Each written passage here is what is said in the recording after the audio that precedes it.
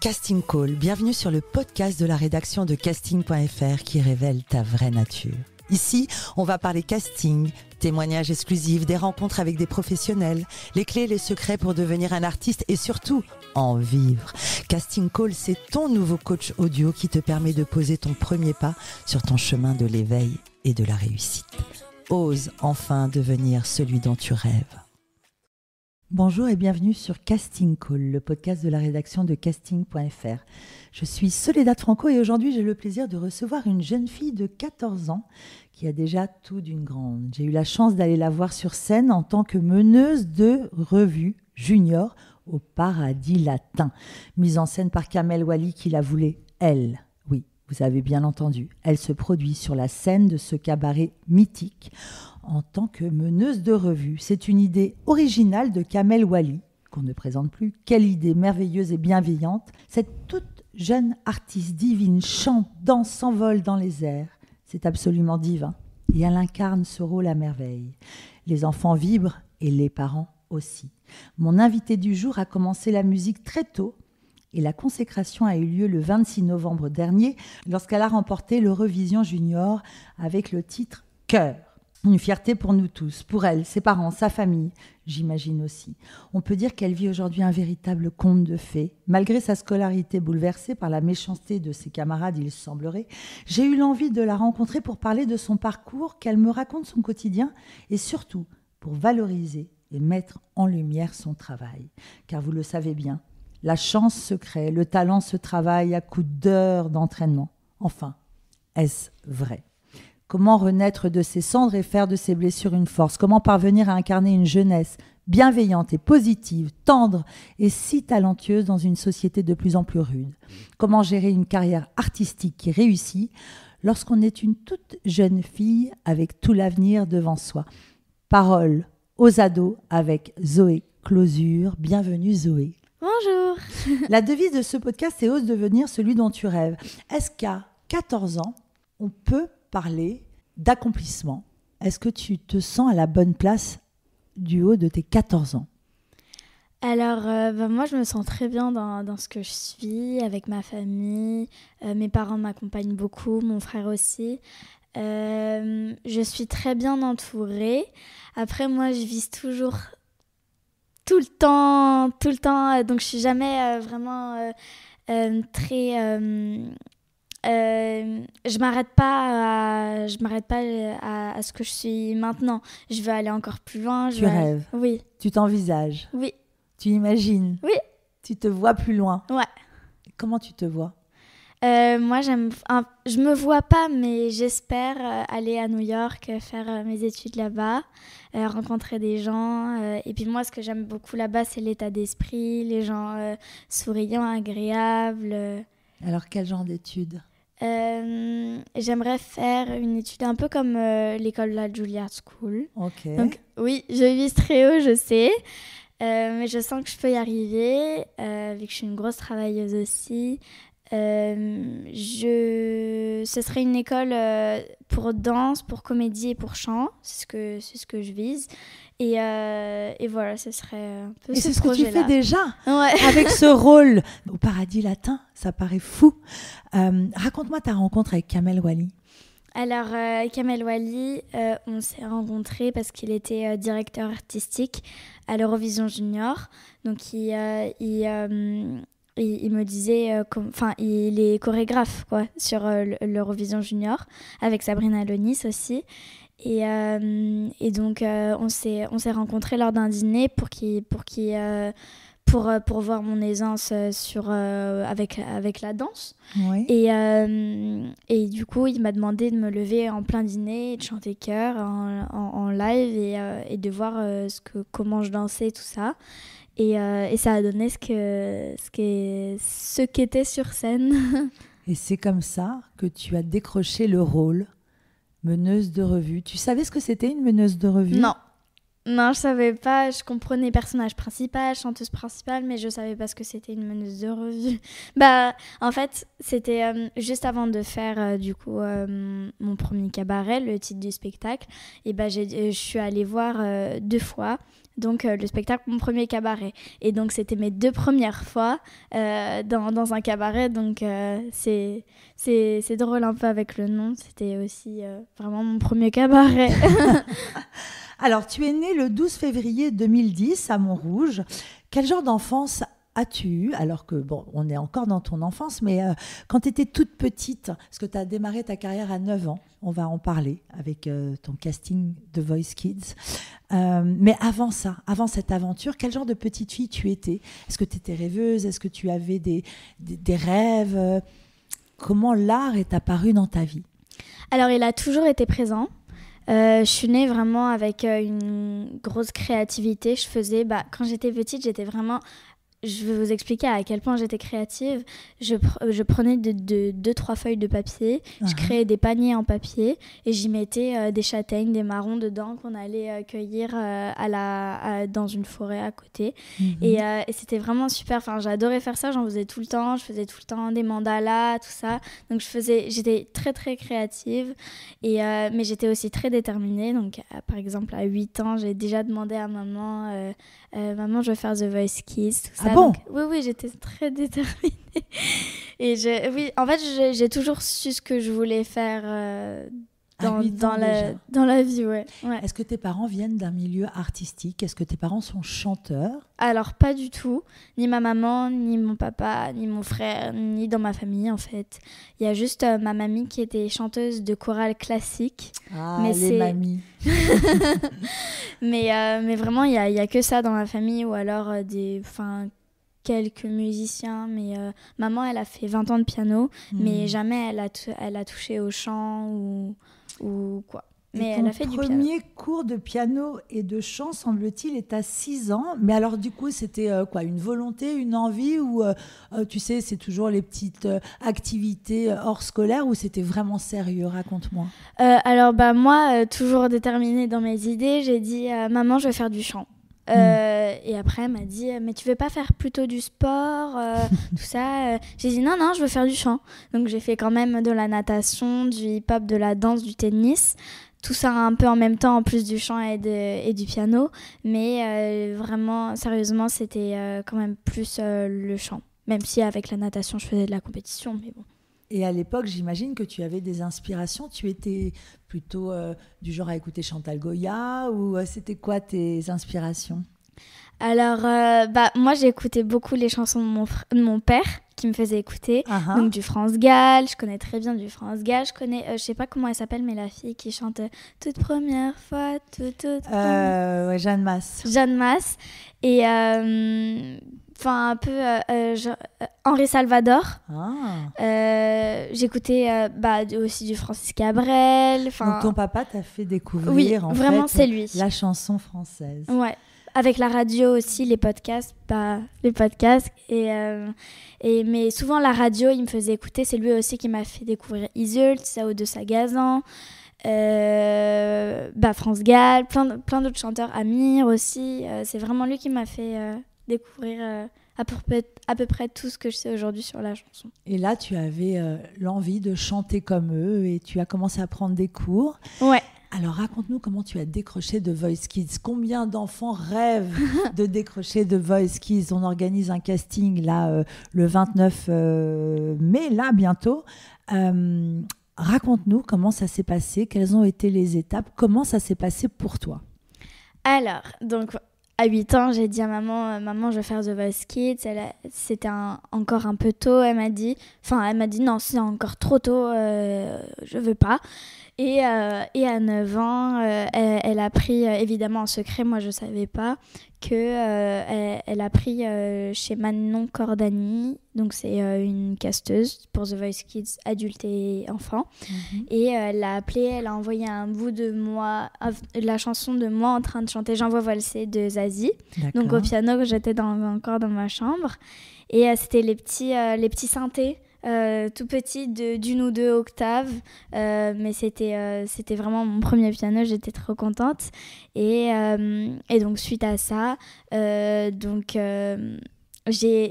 eu quand même quelques indices. Il y a eu aussi sur son téléphone beaucoup d'appels qui apparaissaient jusqu'au jour où j'ai vu France.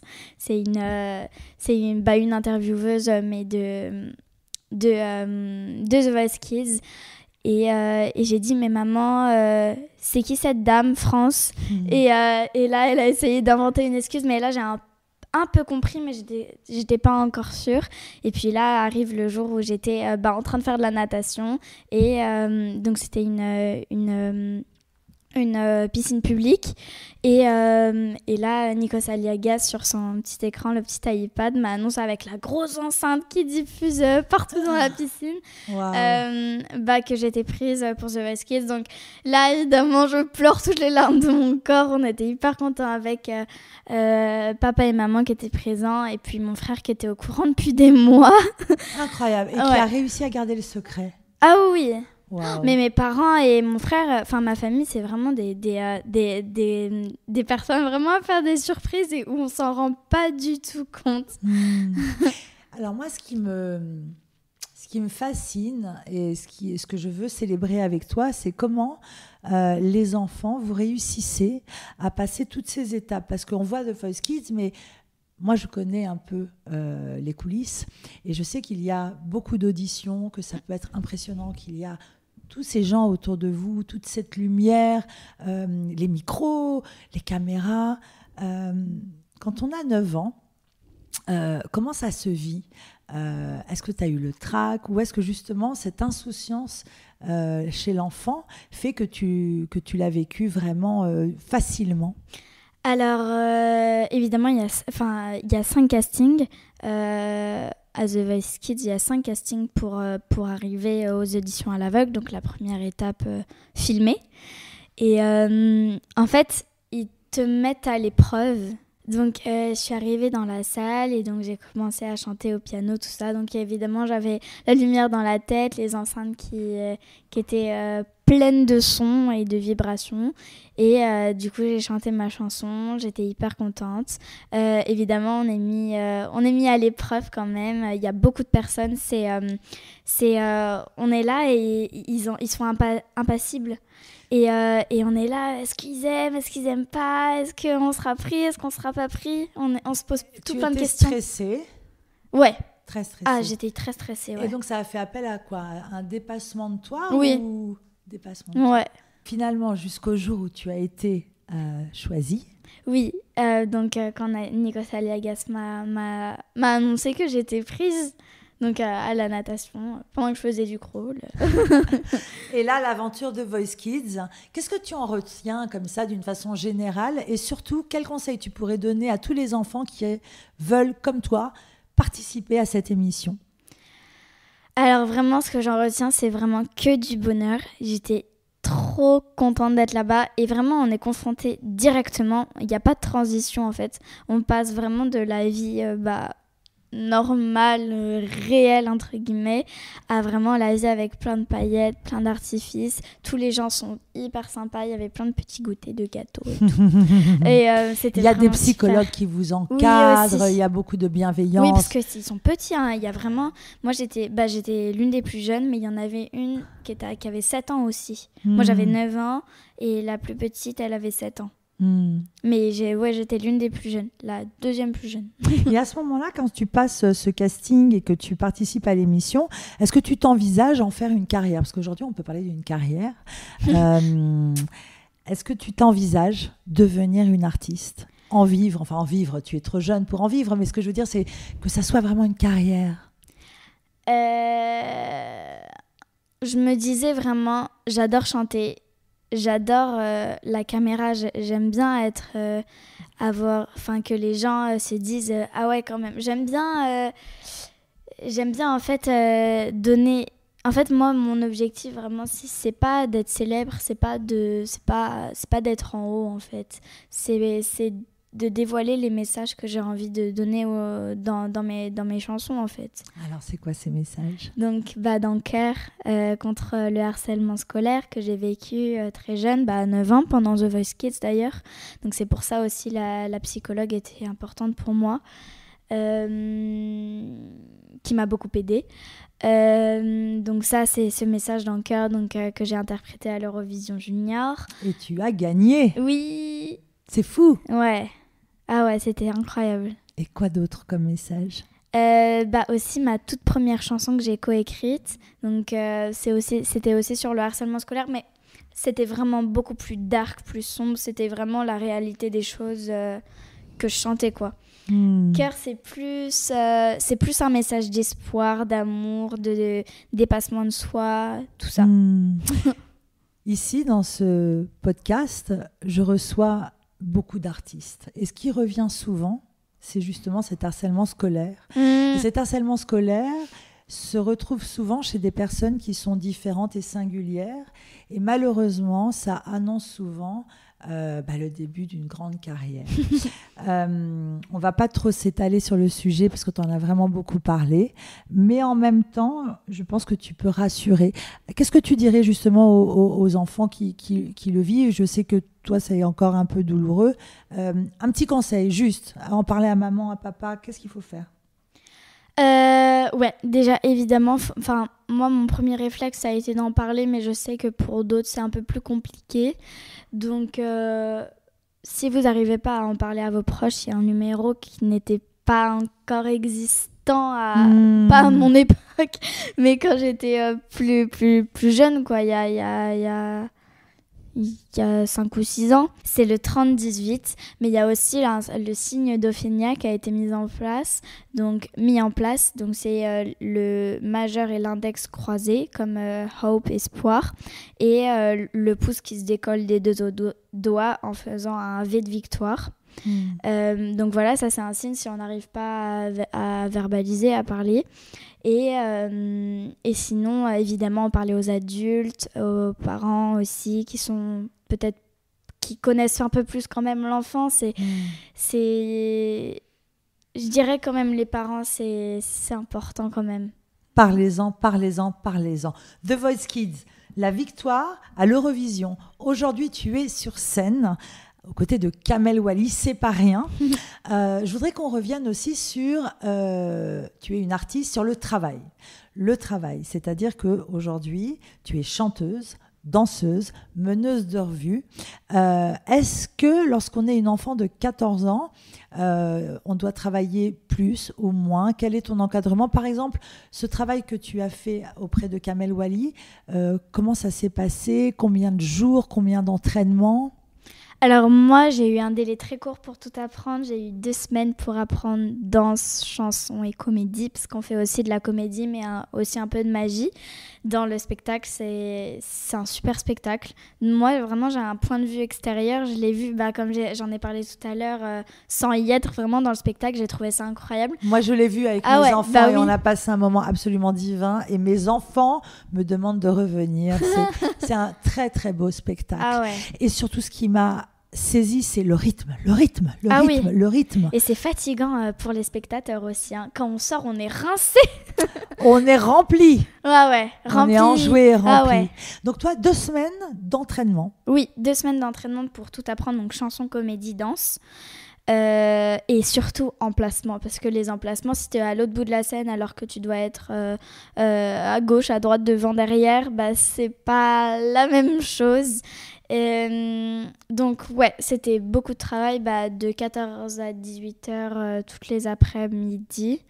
Donc ça, c'était vraiment... Moi, j'adore travailler, donc ça, c'était vraiment bien. J'ai adoré faire ça. Et j'adore toujours aujourd'hui. Cette fois, vraiment... Enfin, pas d'entraînement, mais le faire vraiment devant le public, devant toi aussi. C'était vraiment super. Moi, ce qui me sidère, c'est à 14 ans, cette capacité que tu as de célébrer le chant, la danse. Pourquoi est-ce que j'ai l'impression que lorsqu'on est enfant, c'est plus facile ? Est-ce que je me trompe ? Tu ne peux pas comparer avec les adultes, mais j'ai l'impression que oui, tu travailles beaucoup, mais que c'est comme un jeu pour toi. Je me trompe ? En fait, moi, j'ai été aussi éduquée comme ça. Donc, tu travailles, sinon tu n'as rien, quoi. Donc, vraiment, moi, c'est dans mes capacités, c'est dans mes gènes. C'était vraiment... moi, j'ai toujours travaillé... Quand j'étais petite ou maintenant. J'ai par exemple, un petit exemple, quand je faisais des covers sur Instagram, c'est minimum 2 heures par cover. de travail. Et même des fois, c'était 3 heures, 4 heures. Et ça, c'est avec l'aide de maman, c'est ça? Oui, ou même bien toute seule. Maman, elle m'aidait plus à filmer. Parce que maman, elle chante pas trop, maman, mais elle m'aidait. mais elle m'aide beaucoup pour autre chose. Est-ce que tes parents interviennent beaucoup dans ta carrière? Est-ce que c'est Ah oui. eux qui décident de ce que tu acceptes ou non? Comment ça se passe? Alors, évidemment, ils me demandent toujours ce que j'aimerais moi. Mais c'est eux qui ont quand même enfin, ils savent ce qui est bien ou pas pour moi. Ils ont beaucoup plus d'expérience que moi, ils savent plus de choses que moi. Ça fait beaucoup plus d'années qu'ils sont sur Terre que moi, ils savent plus de choses. Donc évidemment, je leur fais. Mais vraiment, mes parents, c'est et mon frère, c'est vraiment les personnes en qui j'ai confiance, mais je leur donnerai mon corps, quoi. Vraiment, j'ai une confiance aveugle. Maman a mis sa carrière professionnelle en parenthèse pour pouvoir t'accompagner. Oui. Est-ce que tu penses que tu pourrais vivre tout ça sans elle? Ah non. Ah non, non. Ah non. Elle t'accompagne partout? Ah oui, oui, oui. Même aux toilettes. Est-ce qu'il y a eu des moments où tu t'es dit j'en peux plus, je veux plus, parce que c'est vrai que être une artiste, c'est chanter, faire passer des messages merveilleux comme tu le fais, et aussi être confronté à une surmédiatisation où on a commenté la méchanceté parfois. Est-ce qu'il y a eu des moments où tu t'es dit j'ai envie de tout lâcher, j'ai envie de revenir dans l'anonymat? Non. J'ai pas eu de moment Jamais. comme ça parce que, encore une fois, c'est qu'est-ce que t'as dans la tête, quel est ton objectif? Et moi, mon objectif, c'est pas d'être célèbre. J'aime les gens, en fait. J'aime partager, j'aime donner mon point de vue, mes idées. Par exemple, le harcèlement, c'est pas pour moi, en fait, que j'en parle, c'est pour les autres, pour qu'ils comprennent comment on peut s'y prendre, comment parler, comment verbaliser. C'est vraiment... Tout ça, je le fais pour les gens, pour les aider, parce que suite à Cœur et à ma victoire à l'Eurovision Junior, j'ai eu des milliers de messages. Oh, tu m'as sauvé la vie. La vie, tu m'as aidé comme personne. Et moi, vraiment, enfin, je vis pour ça, évidemment, pour mes parents, pour ma famille, pour le chant et la musique. Mais ça, c'était vraiment... Les gens, en fait, j'aime les gens. J'aime les gens. Et c'est pour ça. Beau. Et ça se voit dans tes yeux. Ton premier single, le succès à l'Eurovision, Dans les nuages le deuxième. Tu as fait aussi du mannequinat. Tu as posé pour Lacoste, Chloé, Lulu Castagnette, du doublage. Bref, tu fais tout. Et là, tu as même une belle nouvelle à m'annoncer dans la fiction. Oui, alors oui, je participe à la série Cat's Eyes sur TF1. Tu as un agent, parce qu'ici on connaît tous les agents des enfants comme Gérald de Benaïm. Qu'est-ce qui s'est passé? C'est encore une fois quelqu'un qui a contacté ta mère? Comment ça s'est passé? Oui, c'est quelqu'un qui a contacté ma maman. En fait, je suis dans l'agence de mannequinat Success Kids. Okay. Et c'est une agence de mannequinat, mais aussi de comédie. Et du coup, ils m'ont appelé pour faire Cat's Eyes, donc cette fameuse série. Et du coup, on a réfléchi, puis on a accepté, on a passé le casting. Et dès que je suis rentrée dans le casting, elle a dit « c'est toi ». Waouh. Mais vraiment, j'avais même pas commencé à parler, j'ai même pas dit bonjour. Tu me donnes des frissons. Elle a dit c'est toi. Et moi, j'étais là, bonjour, merci. Et du coup, j'ai terminé mon casting. Et après, maman a reçu la confirmation que c'était bien moi. Et j'ai joué avec ma petite perruque. J'ai donné quelques indices sur mes réseaux sociaux. Et ça y est, c'est fini, le tournage. Donc, j'ai hâte que ça sorte. T'as pris des cours de théâtre ou de diction ou d'interprétation pour travailler les émotions. Comment tu t'es préparée au rôle? Jamais de diction, parce que j'ai toujours j'ai toujours eu une bonne diction, mais quand même, avec le chant, ça m'a beaucoup aidée, parce qu'il faut comprendre ce que disent les chanteurs et ce qu'ils veulent faire passer comme message, sinon... Mais sinon, j'ai eu des cours de théâtre. D'ailleurs, j'adore ça. Donc là, le cours de théâtre, tu as intégré une école ou c'est des cours privés? C'est comment? J'ai eu quelques cours privés, mais une dizaine, pas plus. Et sinon, j'étais à côté de chez moi. C'était une petite une petite enceinte, enfin c'était sur une petite scène, un petit théâtre. Super. Et on était une dizaine et on était trop contents tous d'être là. Et vraiment on se libérait, il n'y avait pas de gêne, Enfin, je vous invite à faire du théâtre, c'est vraiment bien.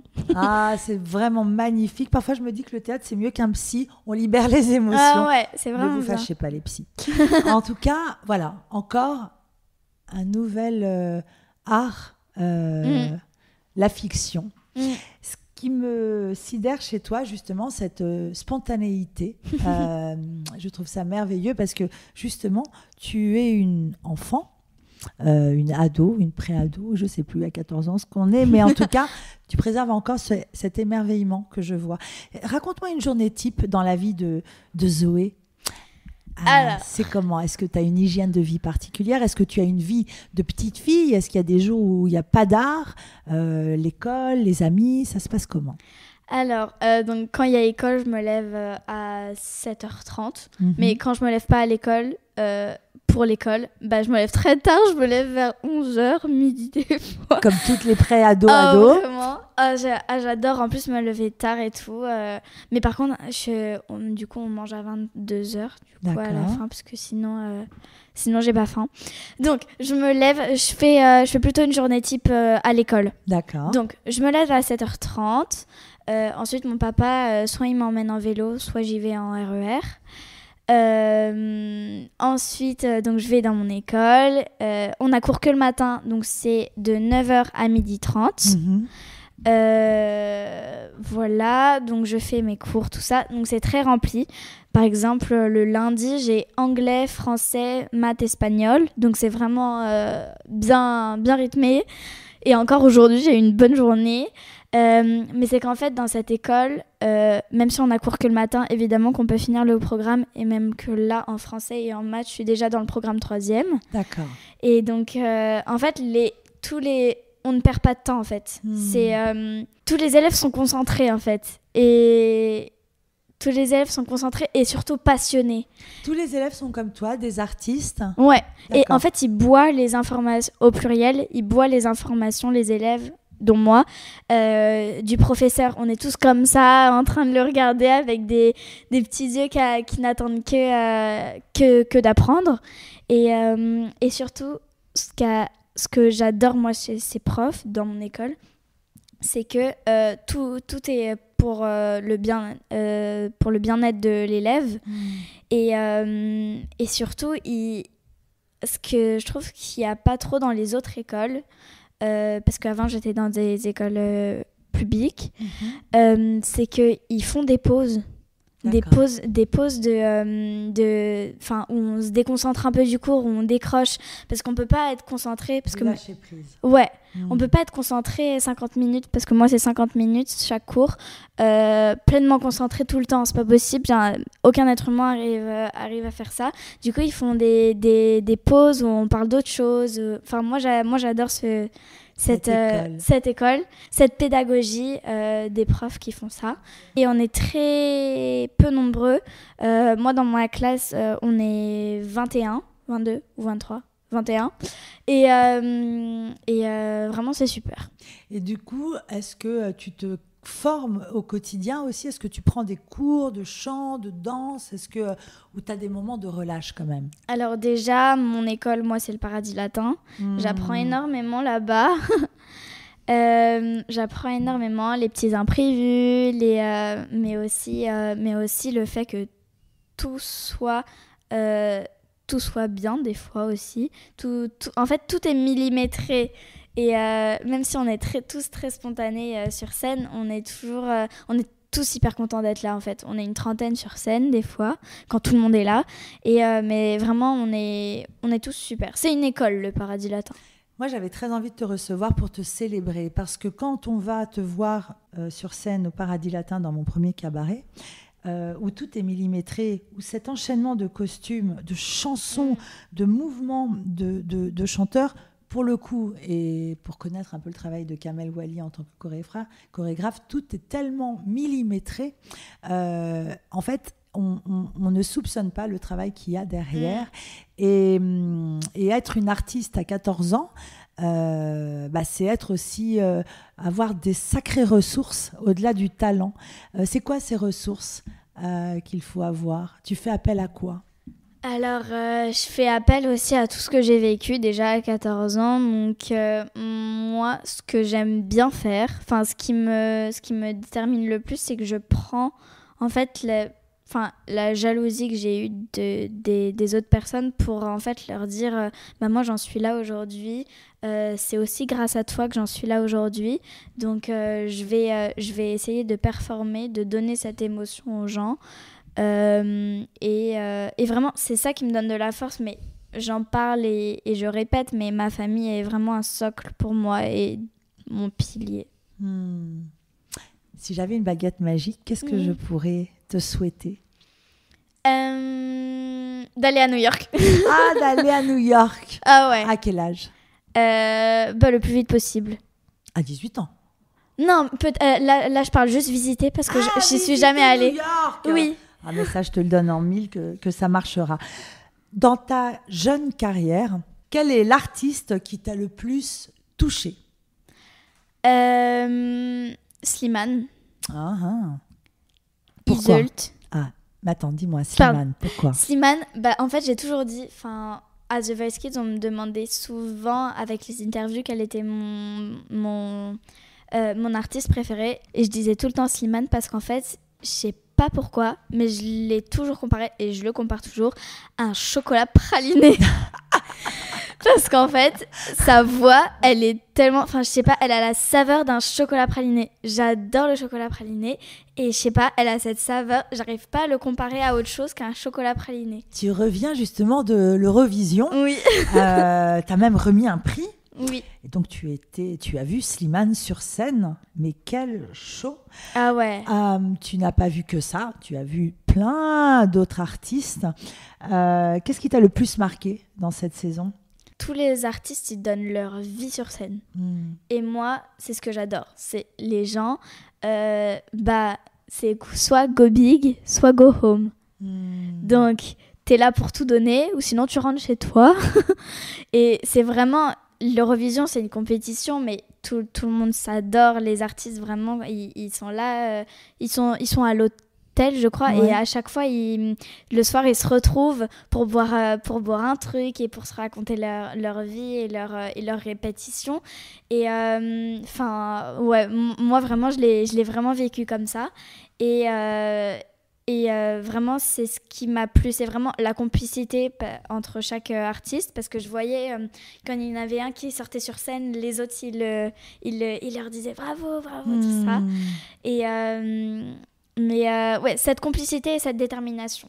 Go big, go home, qui t'a appris ça? Go big ça? or go home, c'est sur Danse avec les stars. C'est Jean-Marc Généreux qui a dit ça.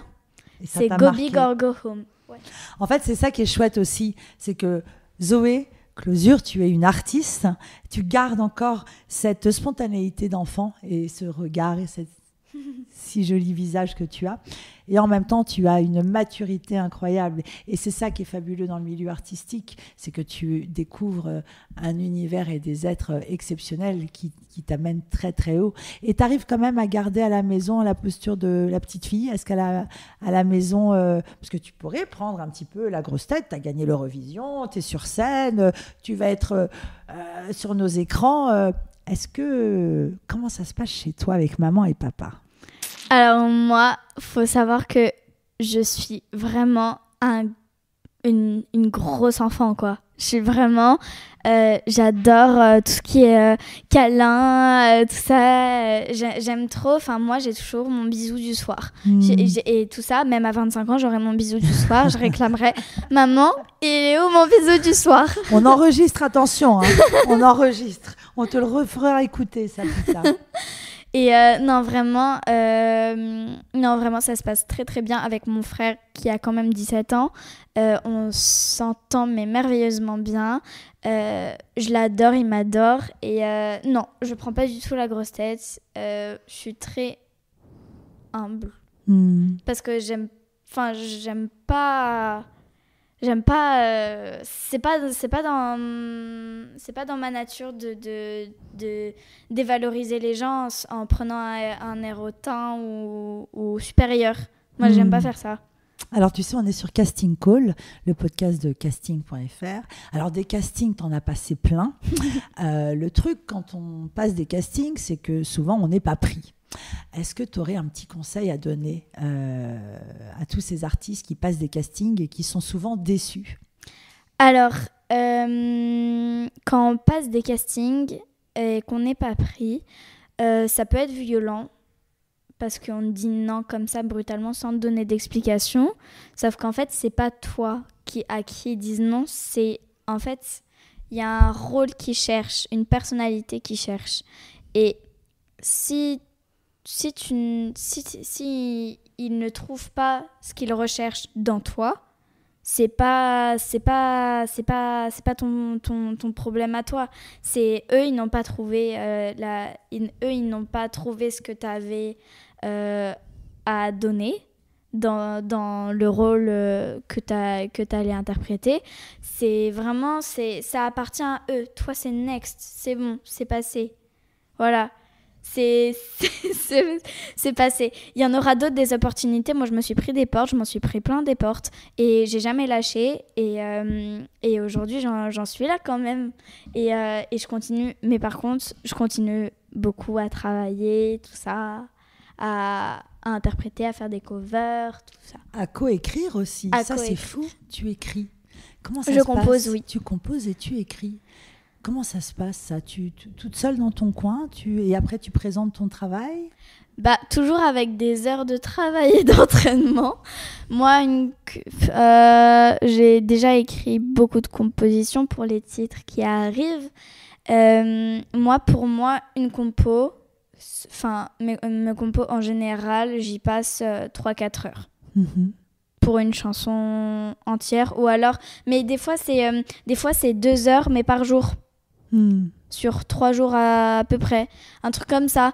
Et donc je crée comme ça, mais moi quand j'arrive au piano, parce que je fais toujours mes compos au piano, j'ai besoin d'un instrument avec lequel m'accompagner, et j'ai toujours mes accords dans la tête au piano avant de commencer à composer. Enfin, j'ai déjà ma ligne de mélodie, j'ai juste à poser des paroles dessus et à savoir mon thème, même si je l'ai quand même un peu en tête. Mais voilà, pour moi, ça se passe comme ça.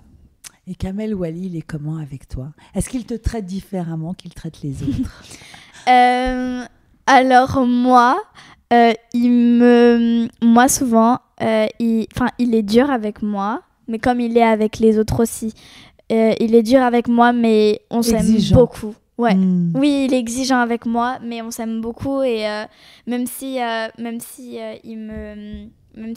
est exigeant avec moi, on sent que des fois, tu sais, il me fait des petites blagues, tu sais.